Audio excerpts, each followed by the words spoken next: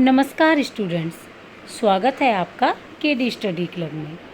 आज हम class 6 Hindi book वसंत भाग 1 का चैप्टर 14 पढ़ने जा रहे हैं, जिसका नाम है लोकगीत। लोकगीत क्या होते हैं? लोक का मतलब लोग, गीत का मतलब गाने।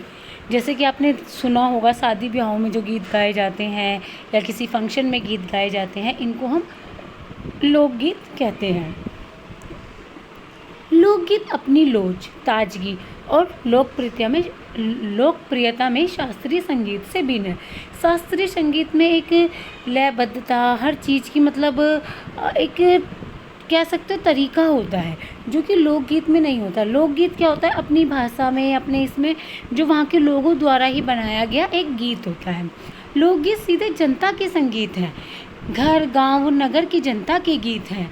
ये इनके लिए साधना की ज़रूरत नहीं होती, मतलब सीखने की ज़रूरत नहीं होती। जैसे हम शास्त्रीय संगीत सीखते हैं, बाकी और संगीत सीखते हैं, पर लोकगीत को हमें सीखने की या कोई ट्रेनिंग लेने की ज़रूरत नहीं होती। त्योहारों और विशेष अवसरों पर ये गाए जाते हैं, सदा से ये गाए जाते रहे हैं, और इनके रचने वाले भी अधिकतर गांव के लोग ही हैं। पहले ये गांवों में बहुत गाए जाते थे। स्त्रियों ने भी इनकी रचना में विशेष भाग लिया है, मतलब ज़्यादातर गीतों की रचना जो किन्होंने की है, स्त्रियों ने, लोकगीतों की। ये गीत बाजों की मदद के बिना ही या साधारण ढोलक, झांझ, करताल, बांसुरी आदि की मदद से गाए जाते हैं। जैसे आपने शास्त्रीय संगीत फिल्मों में जो गीत सुने हैं, वो मोस्टली उनके पीछे कितना म्यूजिक होता है, परंतु जो लोकगीत होते हैं वो एक ढोलक के साथ ही गीत हो जाता है ना, तो मतलब उसके लिए ज़्यादा बाजों की ज़रूरत नहीं होती है। एक समय था जब शास्त्रीय संगीत के सामने इनको हे समझा जाता था, मतलब छोटा समझा जाता था। अभी हाल तक इनकी बड़ी उपेक्षा की जाती थी। उपेक्षा मतलब कि इनको एक अच्छे उससे नहीं देखते थे ना, जैसे कि धिक्कारना टाइप का हो जाता है इस तरीके से। पर इधर साधारण जनता की और जो लोगों की नज़र फिरी है, तो साहित्य और कला के क्षेत्र में भी परिवर्तन हुआ है। अनेक लोगों ने विविध बोलियों के लोक साहित्य और लोकगीतों के संग्रह पर कमर बांधी है, और इस प्रकार के अनेक संग्रह अब तक प्रकाशित भी हो गए हैं। जैसे कि कई जगह के लोकगीतों को उन्होंने इकट्ठा करके एक बुक वगैरह ऐसे ऐसे प्रकाशित कर दिया, एक संग्रह, उनको इकट्ठा करके उनको एक साथ लिख दिया गया है। लोकगीतों के कई प्रकार हैं। लोकगीत एक अब हर जगह हर तरीके के गाए जाते हैं, हर कोई अपनी भाषा में गाता है, तरीका अलग होता है इस तरीके से। इनका एक प्रकार तो बड़ा ही ओजस्वी और सजीव है। यह इस देश के आदिवासियों का संगीत है। मध्य प्रदेश, दक्कन, छोटा नागपुर में गोंड, खांड, ओराव, मुंडा, भील, संस्थाल आदि फैले हुए हैं, जिनमें आज भी जीवन नियमों की जकड़ में बंध ना सका और निर्द्वंद लहराता रहा। मतलब कि नियमों से नहीं है कि नहीं, ये ऐसे नहीं करना वैसे करना है, एक अपनी ही स्वतंत्रता उसके अंदर है लोकगीत के अंदर।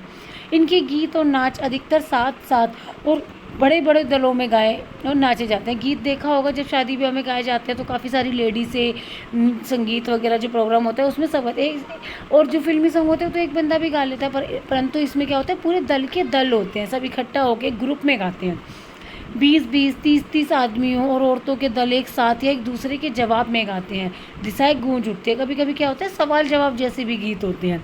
पहाड़ियों के अपने अपने गीत हैं, उनके अपने अपने भिन्न रूप होते हुए भी अशास्त्रीय होने के कारण उनमें अपनी एक समान भूमि है। मतलब कि शास्त्र तो है नहीं, शास्त्रीय गीत तो है नहीं, एक उनकी हर जगह मतलब अपनी ही एक अलग ही पहचान होती है। गढ़वाल, किन्नौर, कांगड़ा आदि के अपने अपने गीत और उन्हें गाने की अपनी अपनी विधियाँ। हर जगह के अपने अलग गीत हैं और उनको गाने के अलग अलग तरीके हैं। उनका अलग नाम ही पहाड़ी पड़ गया है, मतलब कि पहाड़ियों के गीत ही कहा जाता है। जैसे तुम उनको सुनोगे बहुत अच्छा लगता है उनको सुनने में। वास्तविक लोकगीत देश के गांवों और देहातों में है, मतलब जो गांवों में ही ज़्यादा इनको गाया जाता था, तो वास्तविकता है वो देहातों में ही मिलेगी आपको। इनका संबंध देहात की जनता से है, बड़ी जान होती है इनमें, मतलब बहुत अच्छे लगते हैं ये। चैता, कजरी, बारहमासा, सावन आदि मिर्ज़ापुर, बनारस और उत्तर प्रदेश के पूर्वी और बिहार के पश्चिमी जिलों में गाए जाते हैं। ये चैता, कजरी अलग अलग, ये जो मिर्ज़ापुर, बनारस आदि में ये गाए जाते हैं। बाउल और भतियाली बंगाल के लोकगीत हैं।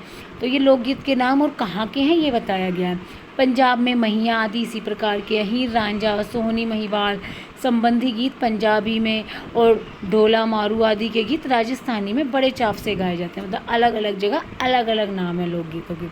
इन देहाती गीतों के रचयिता कोरी कल्पना को इतना मान न देकर अपने गीतों के विषय रोज़मर्रा के बहते जीवन से लेते हैं। कल्पना नहीं करते हैं कि ऐसा होगा, मतलब जो अपनी उनकी लाइफ में चीज़ें हो रही हैं, रोज़मर्रा की ज़िंदगी में जो बीत रहा है, उनसे रिलेटेड होकर ये गीत बनाए जाते हैं, जिससे वे सीधे मर्म को छू लेते हैं। मतलब कि बहुत अच्छा लगता है, जो कोई चीज़ हमारे रियल लाइफ से जब जुड़ी होती है तो वो चीज़ हमें जल्दी समझ में भी आती है और बहुत अच्छी भी लगती है।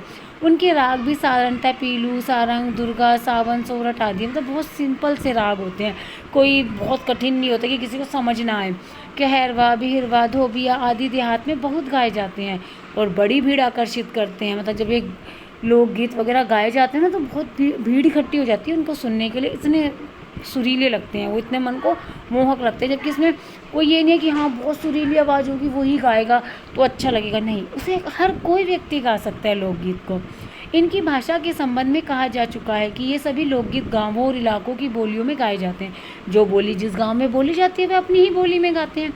इसी कारण ये बड़े आहतकार और आनंददायक होते हैं। राग तो इन गीतों के आकर्षक होते ही हैं, इनकी समझी जा सकने वाली भाषा भी इनकी सफलता का कारण है। भोजपुरी में करीब 30-40 वर्षों से विदेशिया का प्रचार हुआ है। इससे पहले नहीं था, मतलब 30-40 साल ही हुए हैं। गाने वालों के अनेक समूह इन्हें गाते हुए देहात में फिरते हैं, मतलब कि बहुत ग्रुप है जो इसे गाता हुआ घूमता रहता है। उधर के ज़िलों में विशेषकर बिहार में विदेशिया से बढ़कर दूसरे गाने लोकप्रिय नहीं है। सबसे फेमस क्या है बिहार में? विदेशिया। इन गीतों में अधिकतर रसिक प्रियों और प्रियाओं की बात रहती है। परदेसी प्रेमी की ओर इनसे करुणा और विरह का रस बरसता है, मतलब उनसे प्रेम और जो उनसे करुणा है, स्नेह है, उनका रस बरसता है, तो बहुत अच्छा लगता है। जंगल की जातियों आदि के भी दल गीत होते हैं जो अधिकतर विरह आदि में गाए जाते हैं। पुरुष एक और स्त्रियां दूसरी ओर एक दूसरे के जवाब के रूप में दल बांधकर गाते हैं और दिशाएं गुंजा देते हैं। मतलब ऐसा लगता है कि बस सारी चारों दिशाएं गूंज रही है। पर इधर कुछ काल से इस प्रकार के दलीय गायन का ह्रास हुआ है, मतलब कि ये कम हुए हैं। एक दूसरे प्रकार के बड़े लोकप्रिय गाने आल्हा के हैं।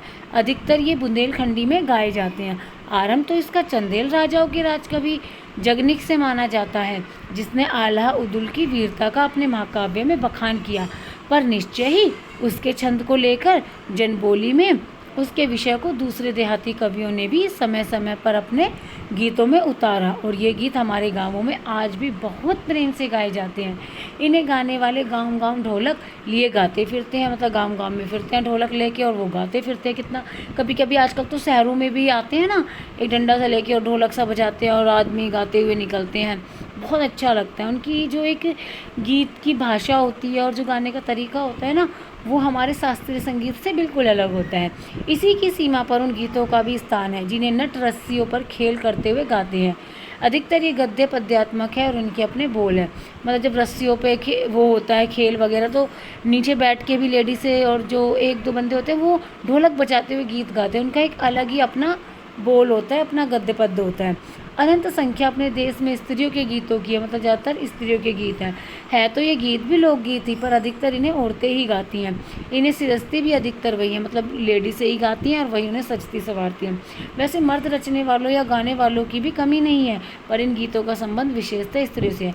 मर्द भी लोकगीत गाते हैं, परंतु ज़्यादातर कौन गाती हैं? स्त्रियाँ। इस दृष्टि से भारत इस दिशा में सभी देशों से भिन्न है, क्योंकि संसार के अन्य देशों में स्त्रियों के अपने गीत मर्दों या जनगीतों से अलग और भिन्न नहीं है, मिले जुले ही हैं। त्योहारों पर नदियों में नहाते समय के, नहाने जाते हुए राह के, विवाह के, मटकोड़ जोनार के, संबंधियों के लिए प्रेमयुक्त गाली के, जन्म आदि सभी अवसरों के अलग अलग गीत होते हैं जो स्त्रियां गाती हैं।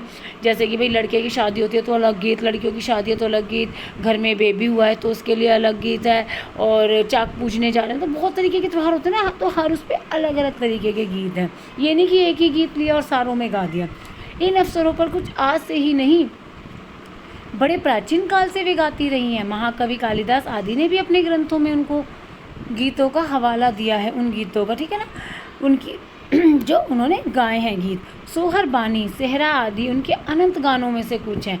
वैसे तो 12 मासे पुरुषों के साथ नारियां भी गाती हैं। एक विशेष बात यह है कि नारियों के गाने साधारणतः अकेले नहीं गाए जाते, दल बांध कर गाए जाते हैं। अनेक कंठ एक साथ फूटते हैं, यद्यपि अधिकतर उनमें मेल नहीं होता। मतलब कि जैसे एक ने गाना शुरू करा, सब एक साथ गाते हैं, परंतु कुछ आगे पीछे भी हो जाते हैं। फिर भी त्योहारों और शुभ अवसरों पर वे बहुत ही भले लगते हैं। गाँवों और नगरों में गायिकाएँ भी होती हैं जो विवाह जन्म आदि के अवसरों पर गाने के लिए बुला ली जाती हैं। सभी ऋतुओं में स्त्रियां उल्लासित होकर दल बांध कर गाती हैं। दल मतलब ग्रुप। पर होली, बरसात की कजरी आदि तो उनकी अपनी चीज़ हैं जो सुनते ही बनती है।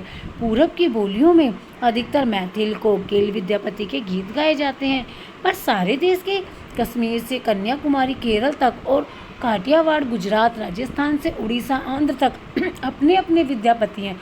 मतलब हर जगह का अपना अपना ही गीत है। स्त्रियां ढोलक की मदद से गाती हैं। अधिकतर उनके गाने के साथ नाच का भी पूट होता है। गुजरात का एक प्रकार का दलीय गायन गरबा है, जिसे विशेष विधि से घेरे में घूम घूम कर औरतें गाती हैं। साथ ही लड़कियां भी बजाती जाती हैं जो बाजे का काम करती हैं। इसमें नाच गान साथ चलते हैं। वस्तुतः यह नाच ही है। सभी प्रांतों में यह लोकप्रिय हो चला है। इसी प्रकार होली के अवसर पर ब्रज में रसिया चलता है, जिसे दल के दल लोग गाते हैं। स्त्रियां विशेष तौर पर। गांव के गीतों के वास्तव में अनंत प्रकार हैं।